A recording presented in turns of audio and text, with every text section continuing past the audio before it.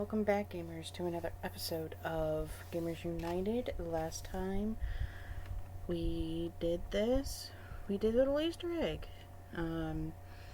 We are doing Smite Easter eggs right now, and as I said, it was going to be a multi-part.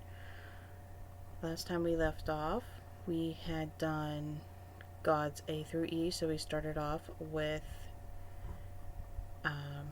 Achilles, and we left off with Erlang Shen.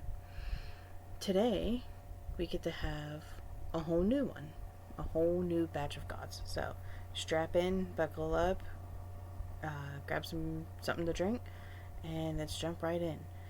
First off, we have Fafnir, a Norse dwarf famous for turning into a dragon because he was so greedy. Nothing says greed like a huge fire-breathing dragon guarding its pile of gold. Don't know what he's going to do with it, but you know.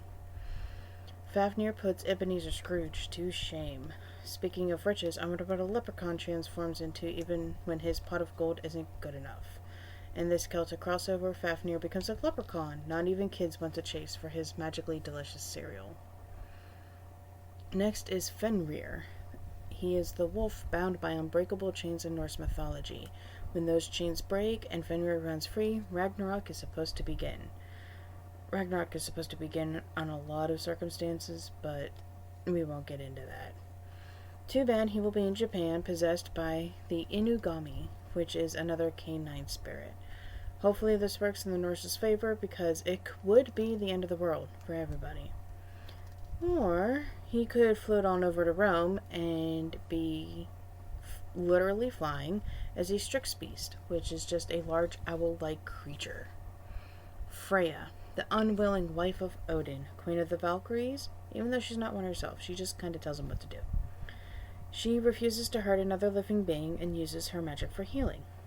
She bore a son, Balder, and she loved him dearly. However, she did not want to let him get hurt, so she had asked every living thing in the planet not to hurt him. He was not happy about that. You could beat him to a bloody pulp, you could stab him through and through, you could do pretty much anything you wanted to him, but he would not die from it. He would feel pain, but he wouldn't die from it.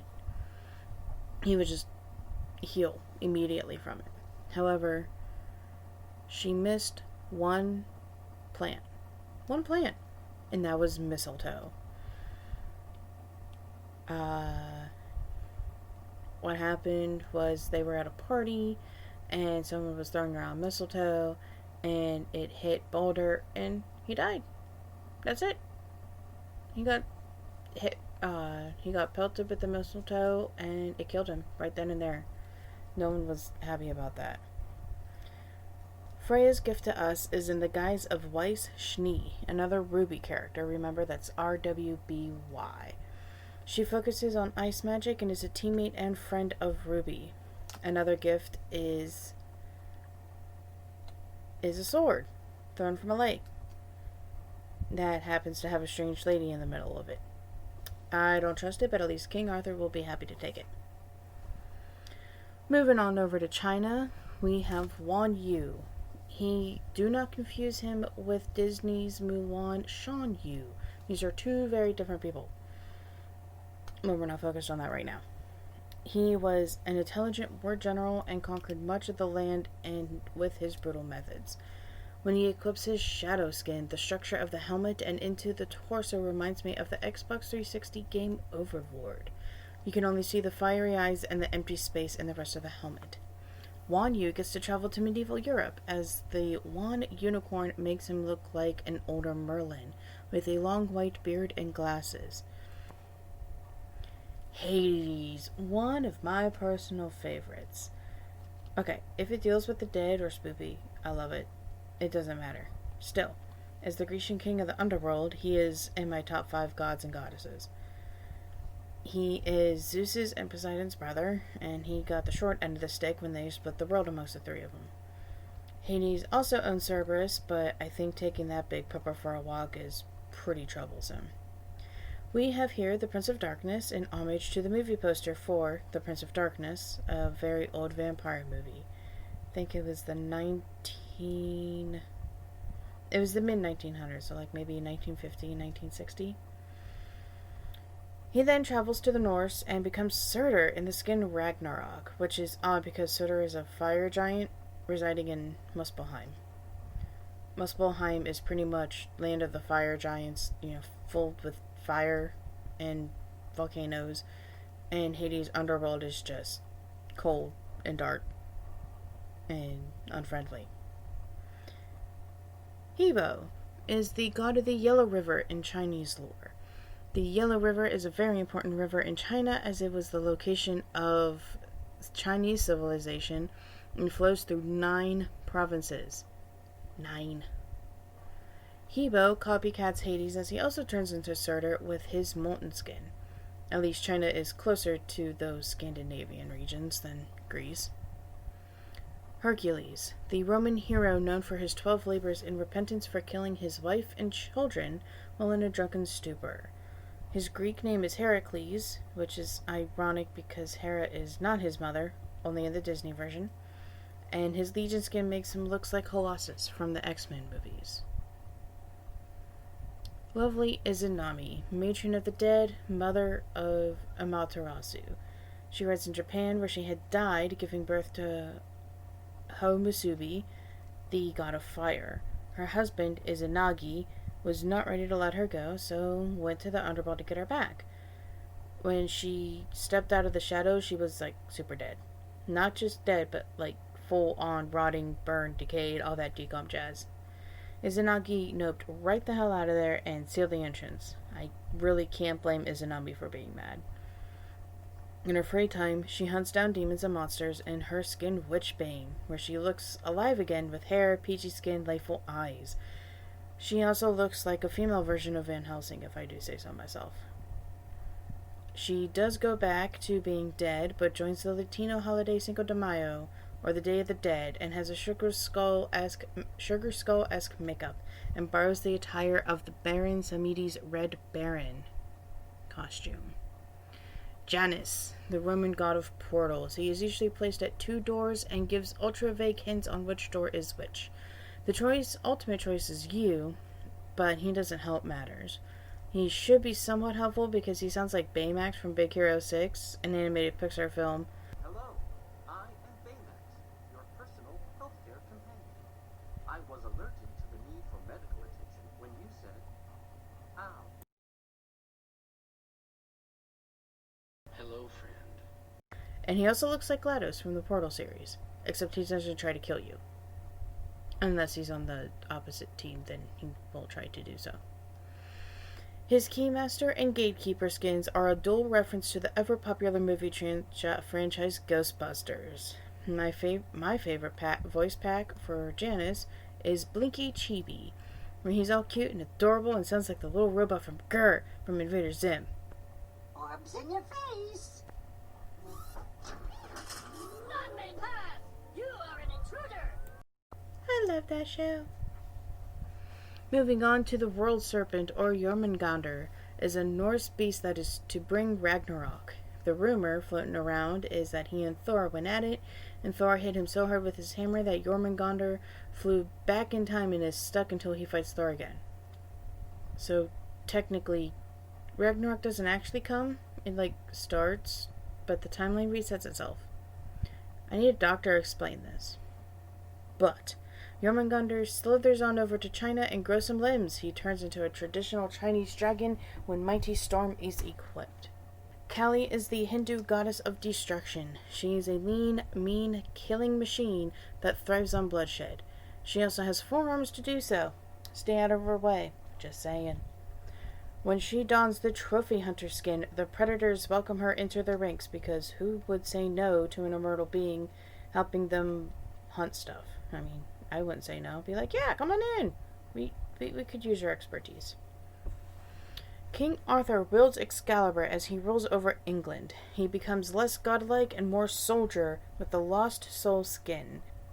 I'm here to do a job, not make friends. This is along the lines of what Cloud Strife says in Final Fantasy VII. This is a one-time gig. When it's done, we're done. Kukulkan is the Mayan serpent of the 9 winds. That is a mouthful, a rhyming mouthful. He is often confused as Quetzalcoatl, but solidly known for being a messenger between gods and kings. Kukulkan has a lot of eggs spread about, so strap in. This egg literally comes from a game all about hatching eggs for the perfect creature. With Cuckoo in tow, Kukulkan turns into Pokemon's Rayquaza, just smoother and more vicious. They have the same green color scheme and snake-like movement. Next, Kukulkan brings the Chinese New Year with a bang by going into Sacred Dragon mode. Now, the Voidworm. He looks very familiar, almost like the bat Tiamat and her underlings in Darksiders. Other than that, I can't remember where else I have seen a similar creature. The last egg is another Final Fantasy reference. Dragon's Rage transforms Kukulkan into the all-powerful Bahamut. Not the most recent ones, because they become mostly mechanical, like mechanized, and it doesn't really fit, but it works in the older series. You can definitely tell the difference. Loki is the mischievous Norse god of shape-shifting and trickery. He is not part of the Odin bloodline, as he was found abandoned in Jotunheim, or Giant Territory. He was found abandoned until Odin found him and took him in. He always wanted the throne so he could prove to his father, the Frost Giant King, that he was not weak and worthless. Loki is father to many of the Norse evil creatures such as Fenrir, Jormungandr, and the seasonal, but not as evil, Hel. He turns into a huge leprechaun in the skin Loki Charms, a play on the cereal brand. Haha, funny. Not really. His look turns for a more serious look as he dons the garb of the Creed, an agent of darkness. If you took away the face mask, but added the hood, you would get the Creed. You would get the Assassin's Creed garb. Maybe from Altair's. The very first Altair garb. Medusa is a Grecian mythical creature named a Gorgon. She was a high priestess in Athena's temple and a beauty for all to see. That all changed when Poseidon decided to violate her, and when Athena found out, Poseidon blamed Medusa for making advances on him. As punishment, Athena turned her into the half-woman, half-snake, and cursed her gaze with petrification abilities. She seduces men with her voice like a siren with the skin sea maiden, and she resembles Ariel from The Little Mermaid. Mercury is the Roman messenger of the gods. His Greek equivalent is Hermes. He is the only god, other than Thanatos and Hades, able to travel to Tartarus, the deepest pit in the underworld. He also guides lost souls to where they need to go so they can start the process of the afterlife. When he puts on his Captain Quick costume, he looks like a blue version of the DC comic hero The Flash. Neith is the Egyptian goddess of fate. She is known as the mother of good and evil, Ra and Apep, respectively. Neith also governs how the world is going to rotate since she weaves the world's fate on her loom. Right now, she is off on some quest which she equips the swift Scurrier skin. The big ears give away the egg, as there is only one rat that has Dumbo-sized ears, Despero. If you play Neith and you win the match, her victory screen is her doing the caramel dancing dance. I find that awesome because I know the dance and the song is Swedish, and yet there is nowhere near the cultures of in and around Sweden that do the dance. It's all the way down south, down into Africa, down into Egypt. Nemesis. As the name implies, she is the great goddess of vengeance. We all have a nemesis of some sort. I really like how the game developers put in an egg from another PvP game called League of Legends. I'm sorry, but Smite is better. What game do you think is better? Tell me down in the comments below. In this case, Nemesis takes on the persona of Leona, and I think it fits quite nicely. Another outfit she looks deadly in is Modern Mercenary, where she takes on the likeness of the main character, played by Uma Thornton, in Kill Bill. Nike, the goddess we all pray to when the match begins. The Greek goddess of victory saunters over to America in her star-spangled uniform. She kind of looks like a female rendition of Captain America. Honestly, we could use all the help we can get right now. Nuwa is the Chinese guardian of heaven, but she is a mage, so I don't know how that works. According to Chinese mythology, she is the reason why we are here and for repairing the Pillar of Heaven. However, she turns to necromancy in Dark Summoner, where she takes on the likeness of Liliana, a planeswalker in the trading card game Magic the Gathering. She uses black magic, hence the black mana, and focuses on destroying the opponent's hand and or deck in order to win, along with sacrificing the player's cards to strengthen creatures. Turning a 180, she turns into a gorgeous playful bunny and hops around. If you don't get the reference, you're too young. I'm not putting any compare and contrast pictures up, just so you know. Odin is the king of the gods, the Allfather in Norse mythology. He is Thor's father, Freya's husband, and the ruler of Asgard, which is the realm of the gods. He lost an eye in an attempt to gain more knowledge, and always has his ravens' thought and mind flamming about in Midgard, or Earth, so he has constant information coming through.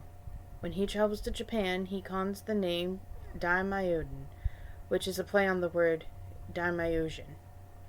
It's ironic, as you can see, a Daimyosion is just a shrine. It isn't a creature or god of war, just a shrine.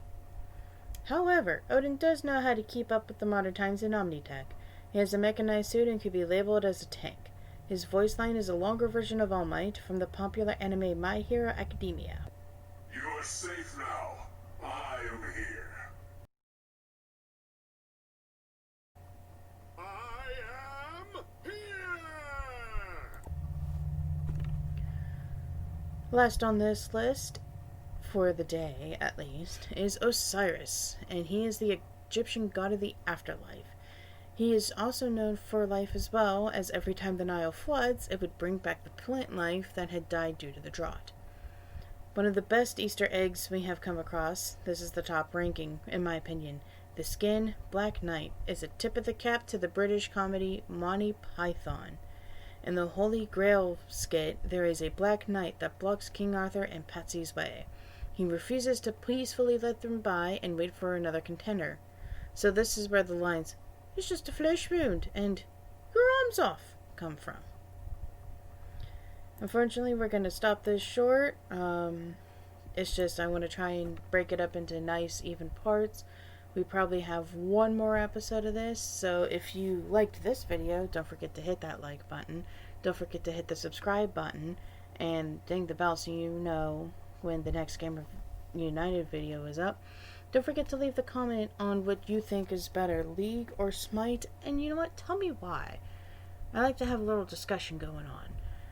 I hope y'all are having a great one, and I catch all y'all in the next one. Bye!